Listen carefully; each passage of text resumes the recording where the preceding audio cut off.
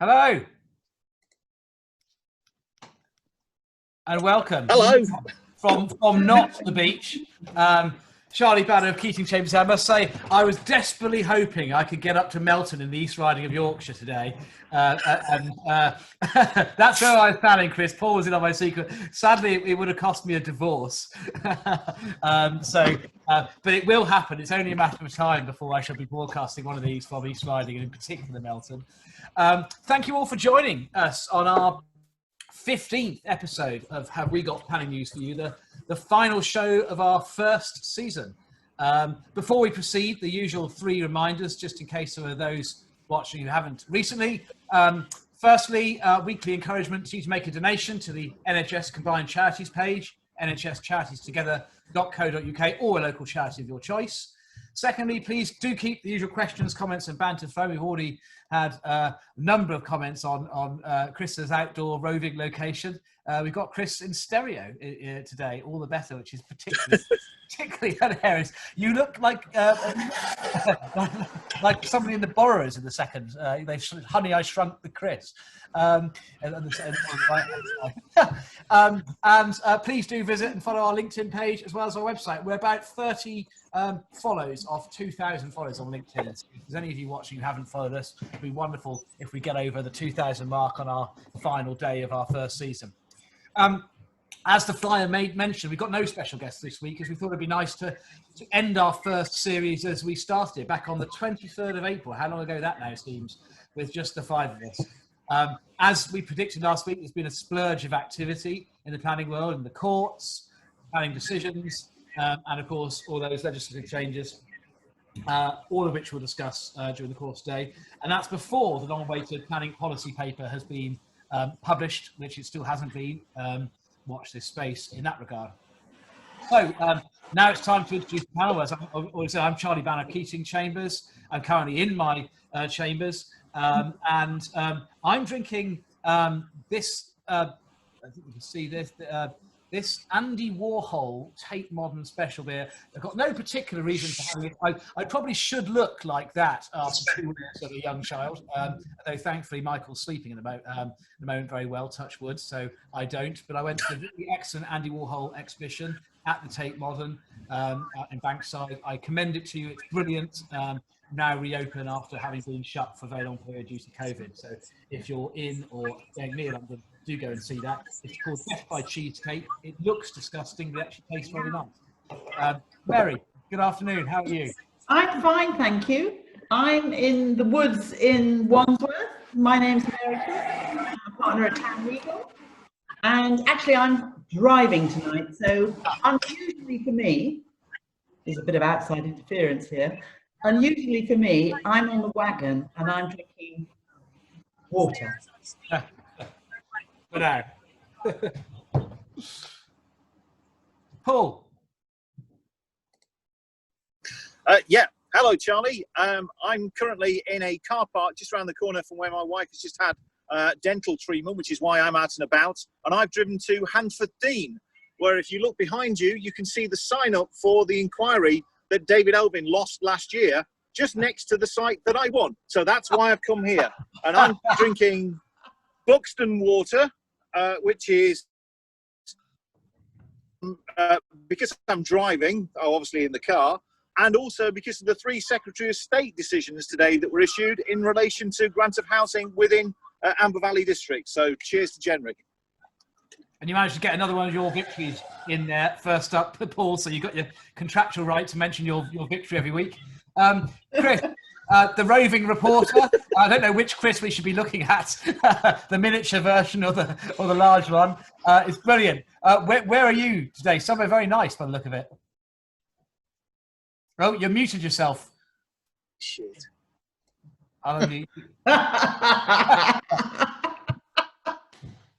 Can you hear me now? I can hear you indeed, absolutely. Okay, well, you will recognise where I am. Obviously, I'm in West Bromwich, and no, I'm in the Isles of Scilly, and I'm here on the island of Tresco, where I am, in fact, conducting an inquiry. My inquiry didn't finish last week and the start of this week, and the Inspector, Christina Downs, asked very kindly if we'd managed to continue this week. So with a family holiday booked, I flew over and we're doing the inquiry from here. I have to say I've got nothing to drink because don't believe the 3:30 finished these virtual inquiries. Christina Downs had us reviewing the Section 106 until 4:45, and then I've hot-footed it down to the desk. I haven't conducted the whole inquiry from this particular desk, and I must say thank you to the Tresco estate for taking all the effort to get the desk down here and all the other paraphernalia so that I might complete my dream of a Monty Python sketch, which is now something completely different. Utterly superb. You've surpassed even yourself, Chris. Absolutely brilliant.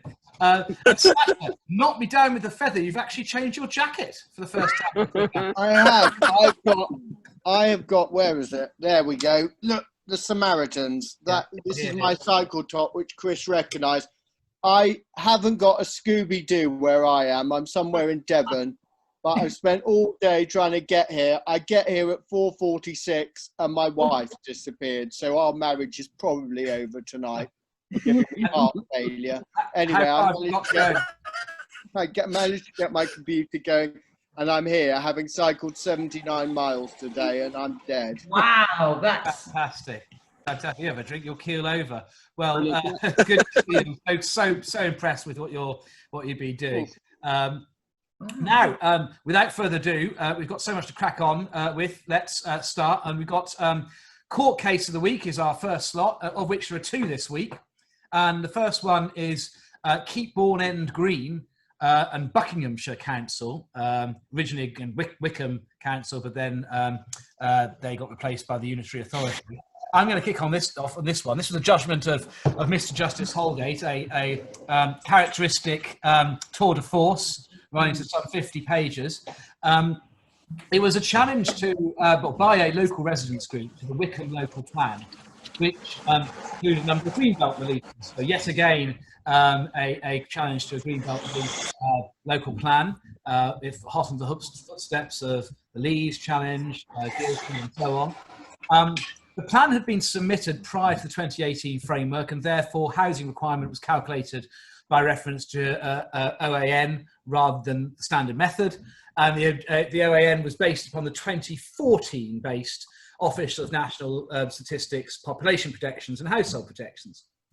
On the last day of the EIP, the 2016 based projections were published, and they resulted in a reduction in the projected growth in the number of households in the district by 42%. And essentially what the claimant said to the inspector was that this should have been reapplied to the local plan, which would reduce or remove the need for greenbelt releases. And the inspector refused to do so. She said in broad terms, there was firstly some doubt about the reliability of the 2016 projections. Secondly, she doubted that they would lead to a substantial reduction in the requirement as the claimants contended because of various uplifting factors, because of course the projection is only the starting point. And thirdly, she was understandably concerned about the delays to the plan, because wouldn't necessarily have to go back to square one, but it would have to go back an awful long way when the examination was in its final day. And the claimant said that this was a misinterpretation of the relevant parts of the planning practice guidance, which talk about the use of up-to-date evidence where possible. And they also said this was inconsistent with the Guildford local plan, also involving greenbelt releases, where the local authority, with the endorsement of the inspector Jonathan Bohr, used the 2016 projections. And in very emphatic terms, Mr. Justice Holgate rejected those arguments. There are other issues too, but these are the main issues. And what he said was that on a proper interpretation of the PPG, where possible didn't really mean where humanly possible, but require consideration of expediency.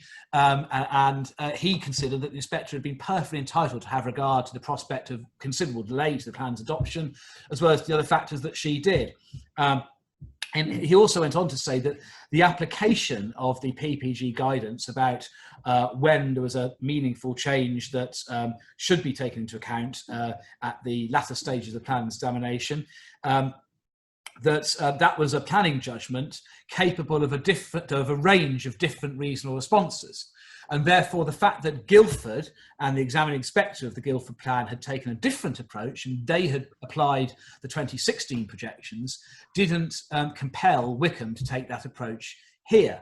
And I'd add this, that I've seen this issue come up recently in relation to two other local plans, which are currently under examination, and the 2018 projections have popped up. And the inspector has asked various questions in relation to that. And it seems to me that the key message from the court in this situation is whether to revisit the fundamentals of the plan in light of new projections published after the plan submission is an evaluative judgment for the local planning authority and the examining inspector. There's no hard and fast rule. And so if you get somebody saying in any particular case that you must go back to square one because that's what the PPG requires, as the claimants are doing in the Wickham case, they're over-egging it. It's not true. And the proper position is to have regard to the range of common sense, relevant planning factors and take a informed decision about what to do. Mary, do you have any thoughts on this decision?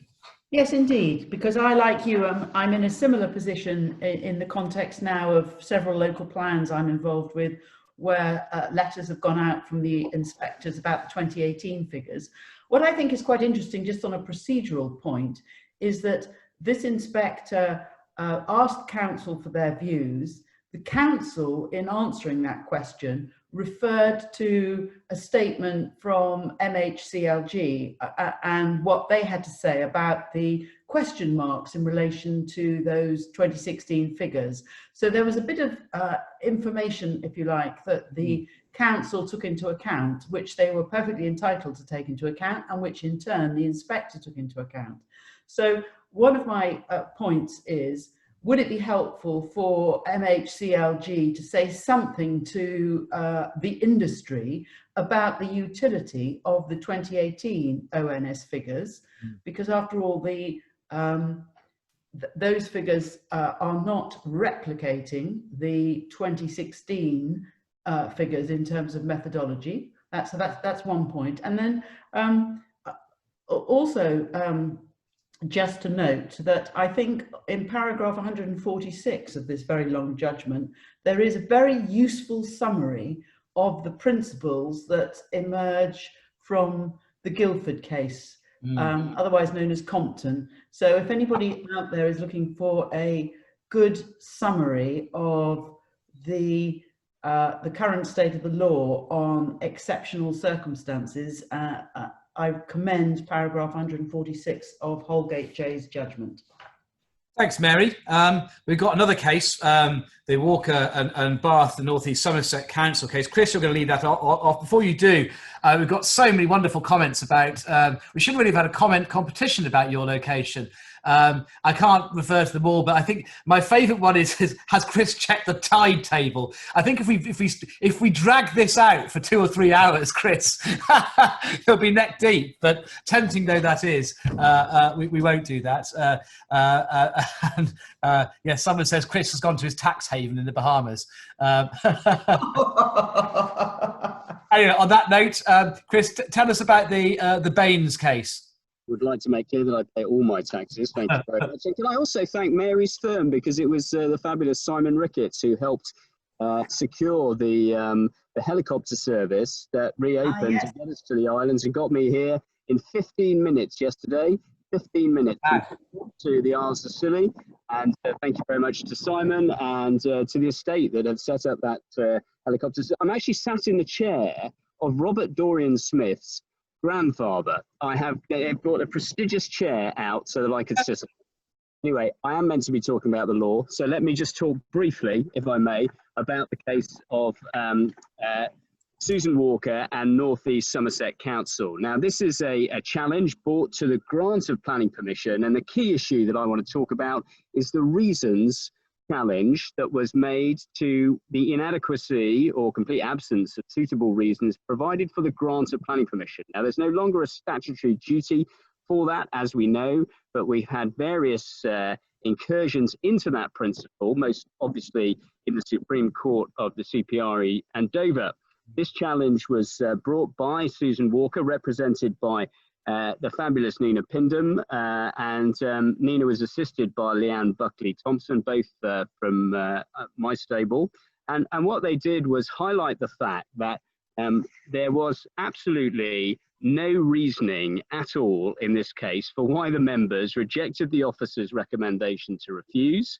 And indeed, the part of the claimant's submissions were to say that every possible factor that the Supreme Court and the lower court in Oakley had identified as being relevant to why it may be necessary to provide reasons were here. There was recommended against the officer recommendation to refuse. It was contrary to the development plan. All of the factors were there, and the court seemed to have little doubt in finding that the reasons provided, or the complete absence of reasons, were inadequate. The main issue, and there are lots of issues in the case, but the main issue seems to have centered around the failure of the committee to properly deal with the fact that the flood risk assessment didn't carry out any kind of sequential assessment.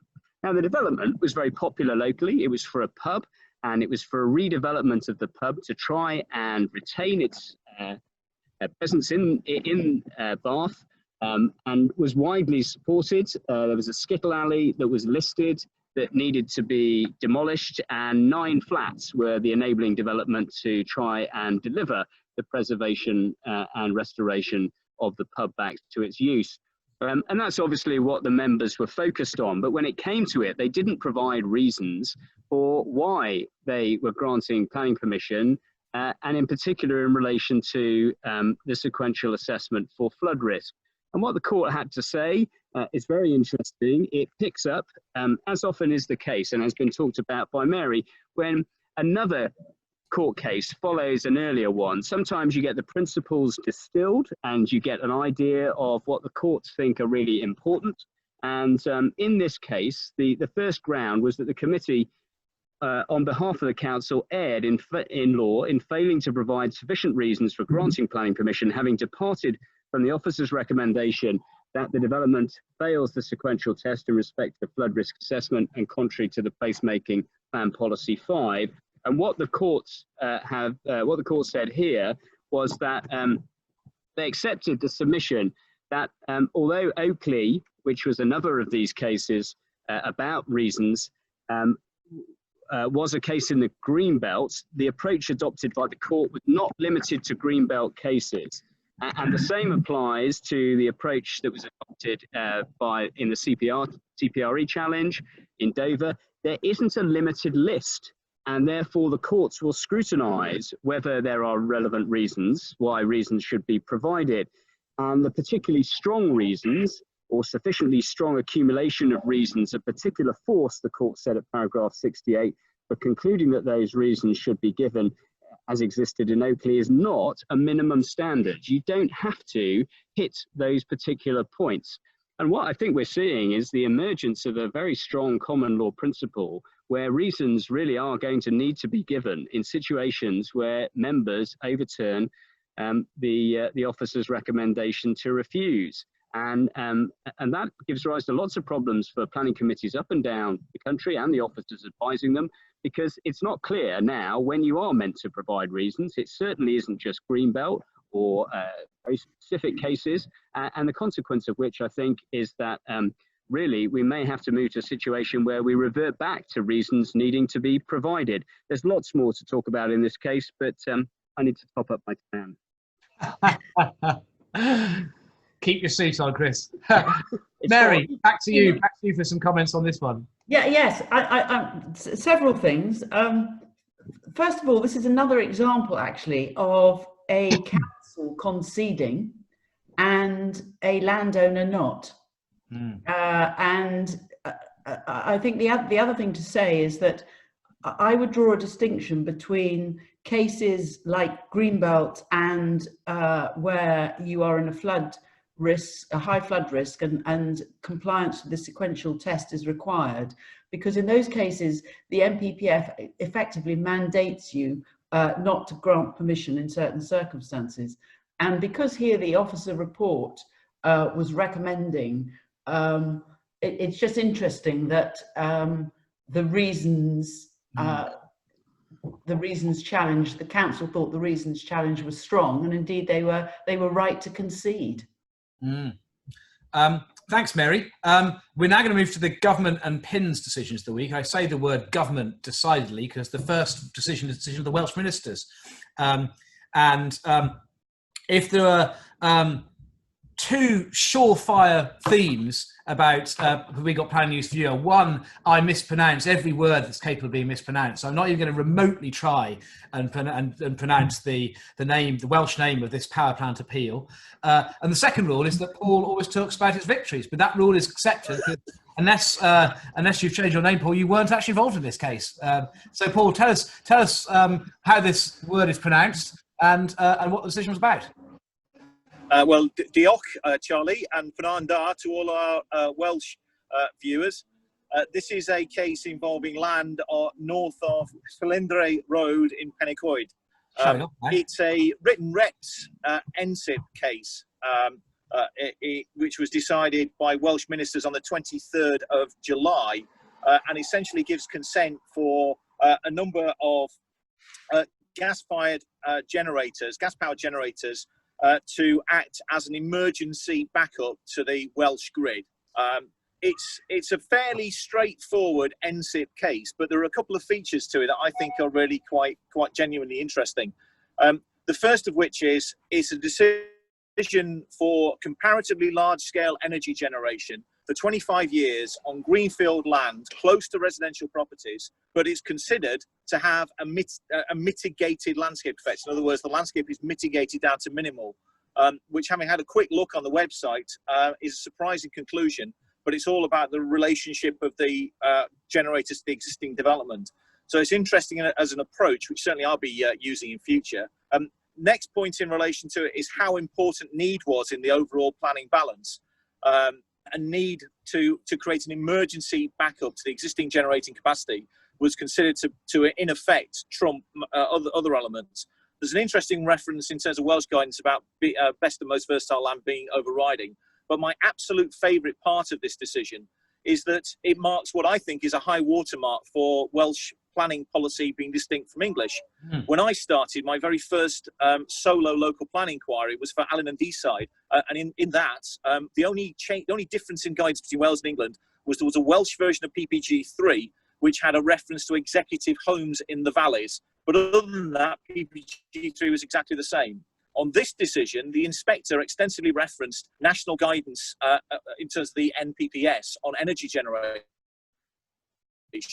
and Welsh ministers said, we are having absolutely no regard to that. The inspector may have had regard to it, but it's got nothing to do with Wales, brackets, despite it being UK government and UK Parliament that passed it, but it's no relevance in Wales. That, I think, is pretty much a high watermark. So, diolch yn fawr, Charlie. Cheers. Cheers, Paul. Chris, what's your take on it? Well, I think it's a very interesting case for what it says about energy production, both in England and Wales as well. But the applicant's case was that we're moving towards renewable energy. In 2010, wind and solar generated only 8% of the UK's electricity, but by 2016, 6 years later, that had increased to 26%. We are on a one-way direction towards renewable energy. That includes the nuclear power plants that are now being built. And this case relied upon was the fact that most forms of renewable electricity generation exhibit uncontrolled increases or decreases of output. That means when the wind turbines don't turn and when the tidal energy isn't being generated. Obviously, nuclear is a safety net against that. But it was that particular point that they pursued, and the threat to supply and the threat to volatility, or created by volatility, that led to the national challenge to maintain a constant supply. And it was that in particular that the inspector focused on to say, well, this is very much needed. It was next to an existing facility, and therefore many issues about noise, landscape impact and so on could be mitigated against. But it was that continuity of supply that was seen as particularly important as we move towards, quite rightly, a more recycled, a more energy efficient approach to doing things and also having more renewable energy. And I'll just say that here on Tresco, they have banned all plastics in the shops and everything that they sell. There are no plastics here at all. And that is hopefully how the rest of the mainland will move. Excellent, Chris. Charlie, can I just add? I forgot to say at the very outset.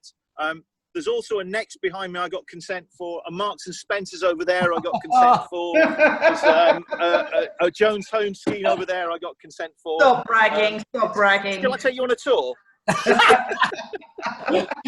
Sorry. Utterly shameless. Our special discussion topic for the first episode of season 2 is going to be Tucker defeats. Whole summer collating them all. I've actually run a Tucker search going back 25 years, and I found 3. Keep digging, keep digging. Now, from Wales to Brentwood, and Sasha, you're going to tell us about the blood centre decision. I am, and I'm quite happy to mention Lanky the giraffe, which will bring back memories for Paul. I daren't ask. The mascot of Lancashire County Cricket Club. Now, can I just say, before I deal with the case, the most irritating message in modern technology is when it says your internet signal is unstable. I mean, what the bloody hell are you supposed to do? Just keep going. It's a bit like that road sign that says deer, when you're driving on a road and it says deer crossing. What behavioural change are you meant to do when you're driving on the road? It's the deer might jump into your car. Well, since this webinar started, I've been dealing with the bloody internet's unstable. Anyway, I'm going to carry on. I'm going to talk about Brentwood, which it's actually 2 points: substance and process. In process, I don't know if you've noticed, this is a 6-day inquiry that commenced on the 7th of July of this year and ended on the 14th of July, and the decision is the 22nd of July. 8 days later, the inspector grants consent for 86 houses. I mean, it's almost the most remarkable thing of the lockdown that the PINs are releasing decisions 8 days after the close of the inquiry. There's also something else about it, and I don't want to be unkind to 3 fellow members of the planning bar, but I'm going to wager that the 3 advocates collectively probably have the oldest age ever done at a public inquiry. That's me being slightly unkind, but have a look and you'll see who did it. But anyway, substance. I apologise for that remark, ladies and gentlemen. Anyway, well, this is coming someone from who's 52. Anyway, let me talk about the substance. I think, as we talked about recently, what this shows is there is actually a very clear message from PINS finally about delivery of housing. I think this is a very clear case. Brentwood is distinguished by having a pretty lamentable housing land supply of 2.36 years, which is clearly highly material to the inspector in the planning balance, clearly tilted balance in play, and a significant weight being given to the provision of affordable housing and market housing. And also, it's noteworthy, which I don't think ever gets enough weight, frankly, reuse of brownfield site and the efficient use of land, optimal use of land. And I think those are very, very important points which are often forgotten about. And it's just a straightforward planning balance of delivery. So actually, in terms of the delivery of housing, it's a very good decision in terms of 8 days later, an inspector who completely gets the gist of the MPPF. So congratulations to Miss Gilbert. And can I say, 2 of the 3 advocates I love dearly. I don't know Tim very well, but Tim Cornish, John Bagg, I'm very fond of. Thanks, Sasha. I was going to just... we're going to come on and talk about the PD changes later on, but I was going to use this as an illustration of how, at least to some extent, I think some of these PD changes to enable the demolition of vacant buildings and constructing new residential buildings may well be more illusory than meaningful, because the main issue, if you look at the inspector's decision in this case, the headings, the main issues are character and appearance, highways, flood risk and living conditions. They were the reasons for refusal by the local authority. Now, each of those things is something, character appearance is slightly, basically the same thing, but highways, flood risk, living conditions, and then the design and appearance. Each of those things is something that requires prior approval. So not a absolute, rubber stamp. So how real will the PD changes be to streamline the planning process? I don't know whether the characteristics of that particular site mean that it would have qualified for the new PD right once they come in. But if it had, the authority would have refused prior approval and the same inquiry would have happened. So it's a useful kind of acid test, I think, that case of the reality of what's been proposed. Those are my observations. We're now going to go, we've got one more. I think it's for the first time. We've got 3 decisions of the week. As I said, it was a splurge of activity. And we're now going to Dorset. And Mary, you're going to tell us about the Dorset solar decision and the commentary in particular on valued landscapes in that case. Yes, this is a decision by Neil Pope. And in this particular case, this was a site which was being promoted, as you say, for the solar farm. And that site was in a very sensitive area. In particular, it formed the setting of 3 conservation areas and also the settings of a number of listed buildings. And so the inspector had to weigh, as it were, the benefits, the undisputed benefits of providing for the production of energy from this renewable resource against any perceived harmful impacts, both to the character and appearance of the area and also these designated heritage assets. And the inspector, in terms of the benefits, the inspector gave substantial benefits to the environmental effect of the solar energy. He gave moderate weight to the ecological benefits, and he gave moderate weight to the economic benefits. When it came to the question of heritage assets, he identified that there was harm, less than substantial harm to each of these assets, and he had to, and he did give that harm considerable weight. The really interesting bit of this decision is when he said that it's just down to the, Sorry. if it was just down to the heritage assets versus and the harm to those heritage assets versus the benefits, the economic and environmental benefits, it would have been a very finely balanced decision, and it would have been a decision in favour. But what really swung it against, and why he in the end dismissed it, was the impact on the character and appearance in terms of the landscape. And in this particular appeal, the development was limited to a period of 40 years, not a 25-year period. I'm sorry for the interference on the line.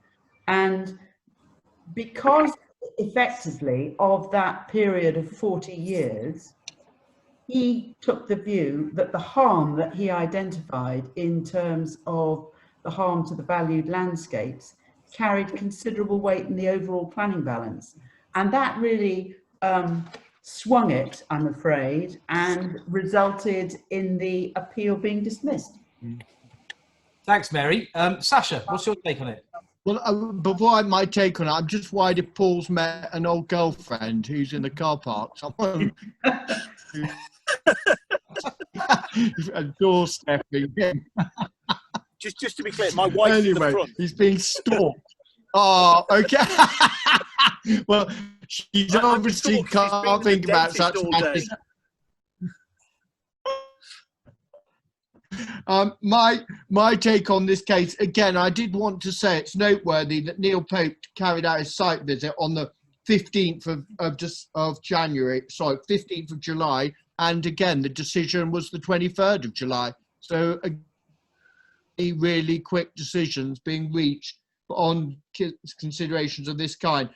it's slightly interesting. Well, I mean, the weight given to heritage is really noteworthy, and as Mary said, it's problematical for the new. Oh, I think we're losing Sasha. We lost you. I noticed somebody said it's ironic the internet seems to be more stable in the Scilly Islands than Devon or the Midlands. My hunch is that Chris has got his own private internet generator. Sasha, we'll come back to you if you are you there? Oh, we got you back. The estate set up my own mobile Wi-Fi on the beach. How cool is that? That is very, very cool. I should say, Chris, I'm talking about you on the beach.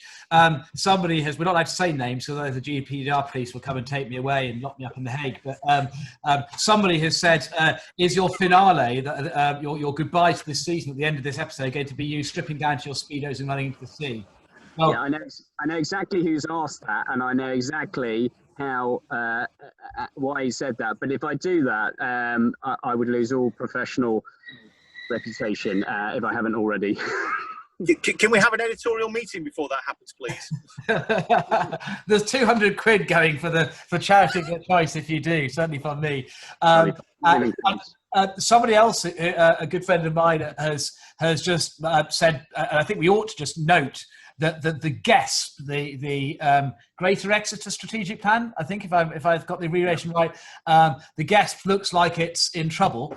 A number of you might have seen that the East Devon Strategic Planning Committee has voted to recommend that the council withdraw from the GESP. I think it's got to go to full council, so the nail isn't yet in the coffin, but it's been prepared, it's being held, and the hammer's in the hands of the council. And yet they're saying at the same time they want to cooperate with their neighbours. So an interesting approach to duty to cooperate.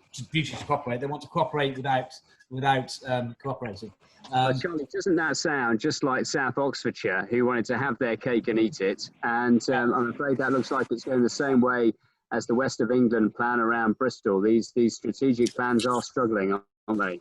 Absolutely, and the GESP. I mean, for those who like me, and I know, some of you do lots of work in that part of the country. I mean, this is massive, actually, and what it's bound to end up meaning is planning on appeal, which is good for the five of us, but not necessarily very good for the planning system in that area.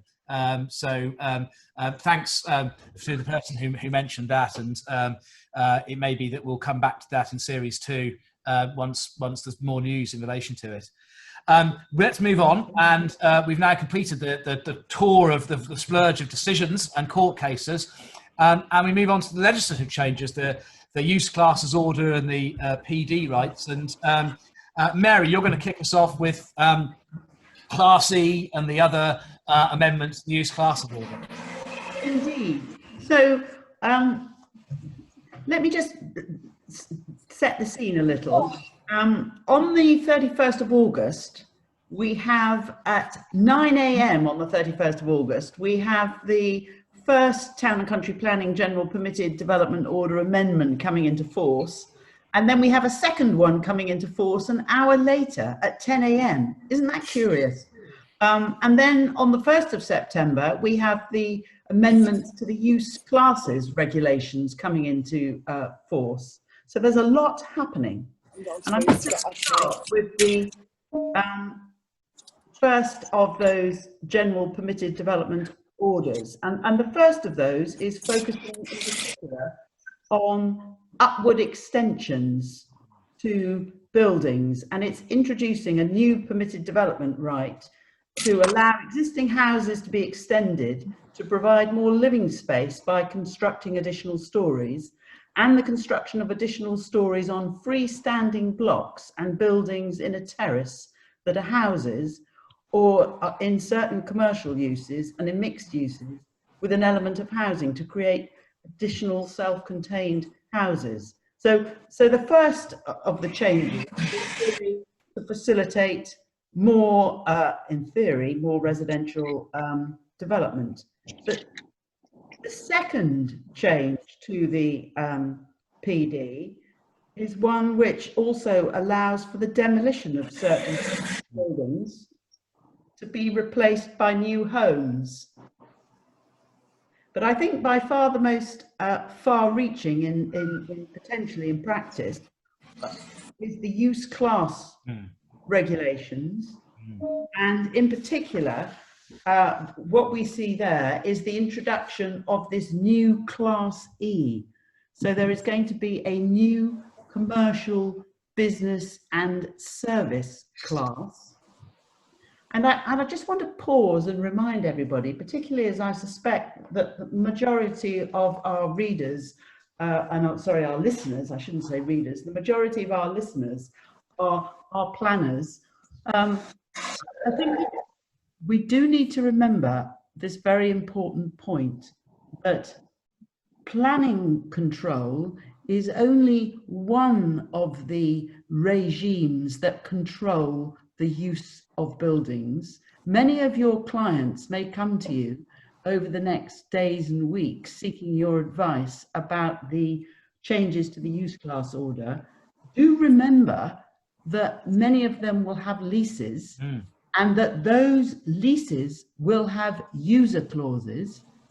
And as Patrick Robinson, one of my fellow partners who started off life as a property partner, reminded me, there is clear law in a case involving the brewers, that there's clear law that changes to the use classes order doesn't render automatic changes to user clauses in leases. Now, I know I'm straying, this is a planning show and I'm straying a bit, but it is actually quite an important practical point. So even if you are able to take the benefit of some of these changes in planning terms, your clients will all have to check whether in fact they can take the benefit of the changes in terms of the terms of their lease. And I imagine that some of our listeners will of course be developers who own buildings, or those advising pension funds who advise who own buildings.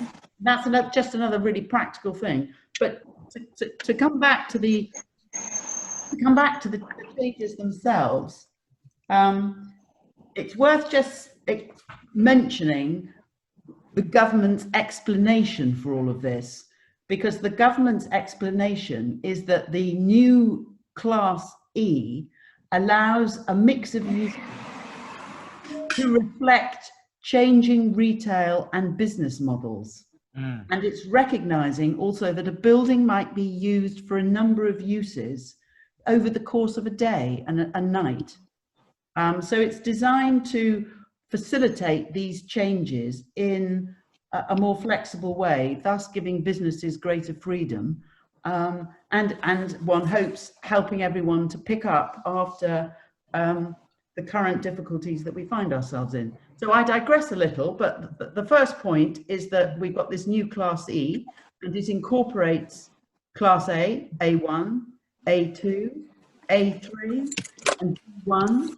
It also includes uses such as gyms, nurseries, and health centres. So that's the first sort of headline point. The second headline point is that there's a new class F1, and that's learning and non-residential institutions. And that involves really uses which bring the public together, such as schools, libraries, museums, and art galleries. And then there's a new Class F2, which is a local community use, incorporating the previous Class D2, the assembly and leisure uses. And there are certain restrictions in terms of the size of these buildings. And the other headline thing to note is that the C classes, the residential classes, a class near and dear to many of your hearts, that doesn't change. B2 doesn't change. B8 doesn't change. And the former Class A4 and Class A5, so that's the drinking establishments and the takeaways, they are now sui generis uses, so that if you want to change from, say, A1 to those uses, come the 1st of September, you need a planning permission. And I don't think that there would be any sort of surprise about that. So those, in a nutshell, that's the headline. Thanks, Mary. We were going to talk about some of the other ones, but I think let's just jump straight to our kind of commentary on the subsidies. And I've already said it, my own feel for the PD rights, at least, is that the changes are quite possibly more illusory than real. What do the rest of you think, Paul? What's your take on it? Is this as big a deal as it's being made out to be by the government? I think that. Sorry, I also have an unstable internet connection, although I've got lots of consents around here. I've obviously not got broadband, so I missed that. Sorry about that, everybody. I think that Andy Shepley, one of our viewers, has got it absolutely spot on. This is like Brexit. It's viewed as being some sort of panacea to the world's ills. It's very complicated, will create an awful lot of work for lawyers, and probably will only actually benefit very few people. When you drill into the details of all this, this is ludicrously complicated. The bigger points, I think, to be honest, are the points that we flagged up on episode 1 of this show, which is a bit of a SIL holiday, please, extension of planning permission, and also let's have some virtual inquiries and hearings. Eventually, government has worked out and done all 3 of those elements. Those are the bigger pictures, but I suspect that Mary's right, that this is what we're going to hear an awful lot of over the course of the next few weeks. And there's going to be an awful lot of people an awful lot of advice, both before and after they seek to take advantage of the UCO. Thanks, Absolutely. Charlie. And the other thing, of course, is that because the interpretation of the PD, GPDO and use classes order is a question of law, this is all hard-edged stuff. And if local authorities are alleged to have got it wrong, it would completely within the legitimate crosshairs of the court. So I think we could see quite a lot of challenges. What do you think, Chris and Sasha? Ashley, do you want to go first? No, you go. Okay. What I think is that I understand what the government's doing about this upward expansion. I did an inquiry in Bromley not so long ago, the Dylan case. Wandering around the good streets of Bromley, I noticed, because it's obviously an extremely affluent area within London, that there is a lot more 4- and 5-story development on top of existing buildings. And that's because, obviously, of the values in that area. And some of it has been done in stages as well. And I think that's what they're going for. That's what they're aiming for in terms of trying to achieve more capacity. Plenty of people have got their children still with them at home, and that's creating space. But somebody's got a reversing alarm on.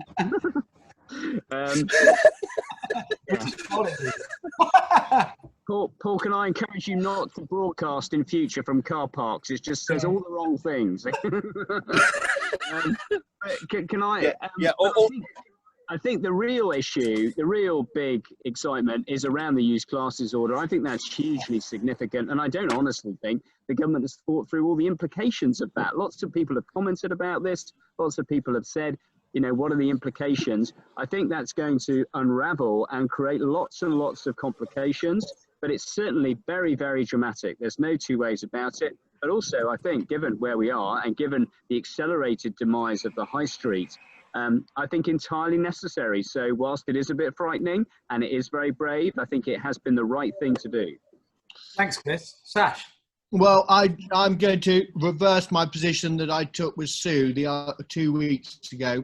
And I'm going to say, what happened to consultation? Why can't we ask people what they think about these things before we do it? I mean, I just call me old-fashioned, but it wouldn't be a bad thing to ask people in the know. When you see the level of concern expressed by the professional organisation, it's pretty powerful. And I think that the government really, I'm going to ask all those who take decisions, and particularly our politicians, ask those who know about these things. I mean, it'd be quite a scoop for Paul to choke to death on air, wouldn't it? That's a terrible thing. At least you're close to the hospital. Tell the dentist to start resuscitation. Can I respond on behalf of the government to what Sasha has to say? Because actually, there was consultation at the end of October 2018. And that is the consultation, you'd be interested to know, that they refer to and explain in the memorandum that they publish alongside. And they say that they ran this consultation until the beginning of January, and they had a total of 276 responses. So I think governments would say there has been some consultation, Mr. White. Well, Yeah, I know. There's I think consultation where you listen, and there's consultation you carry out and don't listen. And I think and in fairness, the report from the UCL Bartlett School was only published the day before these changes were announced. So in terms of reading through an 80-page report, that's not very fair. I take your point, Mary, but that's not proper consultation. A point that somebody's made, I think it's worth just flagging up, a really good point actually, which is that use Class E could be a nightmare when compiling transport assessments, because if you're seeking planning permission for a within Class E, then it would seem logical that you're going to have to consider the trip generation characteristics of all the different land uses, because the local authority will want to assess the new development for its worst case, regardless of the actually intended immediate use. And that's Indeed, it does. It will complicate things at the outset, but the idea is that once you've got your permission, you can move with much more fluidity. And actually, I think for businesses to be able to come and go is great. We must, Chris, quick point, then we must crack on to the next segment. Really quick point. Sasha made the point about proper consultation. We're about to have a consultation, I think, on the standard method. That drives everything to do with the amount of housing we have in this country. Please, please, to those in government, make it a proper consultation. Listen to people, because this is the one dynamic that needs to be absolutely changed to get the housing delivered that ministers say they want. And if you don't listen to the professional bodies and you don't do that, nobody will take ministers seriously about their commitment to deliver more homes. Get the requirements right, and a lot falls into place. Here.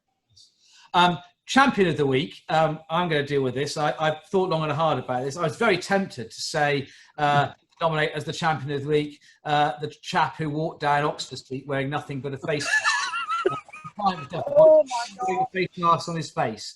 I've got the perfect alibi. Oh no! If you want to know more, then look up the Evening Standard. But no, I'm actually going to nominate, and Paul, you might want to tell us a bit more about this, the people responsible for organising the South Oxfordshire EIP. I read on the Planning Resource website that 800 local residents watched a live stream on the first week alone. And that, to me, that's a great illustration of how digital technology can make us more inclusive. Getting like that number attending an EIP in person, even before with and dare I say, it's also a powerful riposte to those who said digital events couldn't be reconciled with public participation. I don't know who's responsible for setting up the live stream and ensuring it all went smoothly. I imagine it was a combination of South Oxford and but bravo to all concerned. I think you did a great job. Can I just say though, Charlie, what it will do is it will expose just the paucity of debate that you actually have at an examination. So the more people that see just what a rotten system it is, and how the previous system, which allowed proper scrutiny of public decisions, was far, far better. The more people that see that, the better. So long may this continue. Very good point, Paul. Nudge of the week. Sasha, you're going to tell us. Gosh, am I? Wow. Well, my nudge of the week is... this is a genuinely unscripted moment. The nudge of the week. I'm going to give the nudge of the week. I think, who shall I give it to? Let me think about this. I would like to give the nudge of the week. I think I make a very serious point. I've just been in the High Court this week on the rules of public law, and I do think the point we made earlier, I really want engagement. Nudge of the week is to those in power with our system, start listening to stakeholders. If you're going to make changes, when you've got 4 of the most powerful organisations in our field raising concerns, something is going wrong.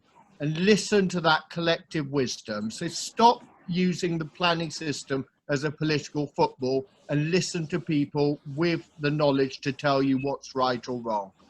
That's my nudge. Hear, hear. Now, before we finish, we're going to have a couple of bespoke slots. And what we're going to do now is just each of us pick a variable highlight of the series. And I'm going to kick this off. And after much reflection and in the knowledge of what other people are going to say, but I'm going to pick Chris's al fresco performance last week. Firstly, because it was hilarious. And secondly, because the performance from the roof of Bart Wimwell's office, Ed Sweet, scene of your digital inquiry, my mind was a great sign of how the wheels of the planning appeal system started to turn again, in contrast to where we were when the series started, when there was complete stasis. Honourable mentions to Sasha's badger haircut, another sort of cleaner, and John Bower's Barnard Castle beer. Already said, but those are my thoughts. Mary. Well, one of my memorable, I'm going to choose Paul, actually. I'm going to choose the moment when Paul told us all about a council that had made a decision about a series of policy changes in relation to how they were going to be proactive to respond to COVID, when actually it turned out they hadn't made the decision. But they did the following week. Yes. So I see that. That's brilliant. Yeah. And can I say, I was on the receiving end of about 30 emails from people asking me, where can we find it? Where can we find it? But can I say, I want to say my memorable moment. I've been cycling through Plymouth today, which is Mary is the Queen of Plymouth. And Mary gave me a professional whacking in 2015 across 8 days. And I would just like to say, I think Mary's comment about her early life at the bar and her contribution to equality was the most unbelievable and moving 15 minutes we've had on the whole series. And I commend her for her openness, transparency and commitment to equality that she's shown. And the way she articulated it was remarkable. Thank you, Sasha. I couldn't agree more. Absolutely. Paul. Well, I was going to pick that one. We should have really practiced this in advance, frankly. I agree with every word that Sasha's just said. And two of my fellow panelists have made me cry this year. One of them was Mary, who brought a tear to my eye with her frankness and the difficult world in which she was regrettably started her career. And she spoke with passion and eloquence and a real testimony. And the other is Sasha, who on the Keeble Wellness seminar also brought a tear to my eye. That's something I never expected. The highlight of all this, the friends that I've made, the fun that we've had, and also the fact that I've appeared publicly as Chris Young. Paul, sorry. When we're against each other next and you get the decision letter, I'll bring a tear to your eye too. Cheers, Charlie. Chris. Well, my absolute favourite was we had Nigel Jones on the show, and for a bit of comedy, Nigel explains that as well as having a drink, he was eating Dorset knobs, and quick as a flash, Sasha, with his characteristic wit, said, well, some people, Nigel would say, with the exception of Mary, there are 4 knobs on this programme. Superb. Thanks, everybody, for that. Now, Mary, you're going to do a quick shout-out, aren't you, before we close? Yes. My shout-out is for this year's Not the Oxford Planning Conference event. This is taking place on Friday, the 11th of September, and it's a free webinar, and it involves Hashi Mohammed from Number 5, Baroness Brown, and Lord Kerslake, and Jonathan Easton from King's Chambers. And you can get to this via the JPLC website, or if you go onto LinkedIn and you click on JPLC Oxford, you'll be able to get to the registration details. It's an Friday afternoon event, and it'll be very informative. Do join us if you can. Thank you. Thanks, Mary. Well, that's it. Thank you so much for joining us again. Charlie, before we go, can I just do one thing? Because I want to win a bet, because my wife said she'd sponsor me if we have a special guest. Can I just introduce, can Rocky be our special guest today? Yes, Rocky, there you I win my bet. There we are. Bet one. I just wanted to say before we go, thanks to all our viewers, obviously all our loyal viewers who've we've been really bowled over by how many people and the quality of the viewers and the comments, and it's been great. So thank you all. But I also want to thank all our guests. And without wanting to exclude anybody, I wanted to give a particular to our very first guest, Bridget Rosewell. Bridget, I know you're listening, and I'm sorry that probably means I've reached you You are right. Because Bridget, by gracing us with your English in our very second episode before this really became a massive thing, you really paved the way for all the many other eminent guests to follow, including, of course, two members of the planning inspectors, Sarah Richards and Steve Smith. Great to get them, and all the other guests too. So, thanks, Bridget, for kicking us off, and we look forward to having you back later in the year. We're back in September for Series 2, which is taking place for 6 weeks. Although keep your eyes peeled, we've got one more thing lined up for you in the next few days. We're not going to say what it is because someone might nick the idea, but watch this space, and we'll communicate that on LinkedIn and on our website shortly. Don't forget the donations to the NHS, another charity of choice, and see you in September. But as I say, keep your eyes out for our little encore,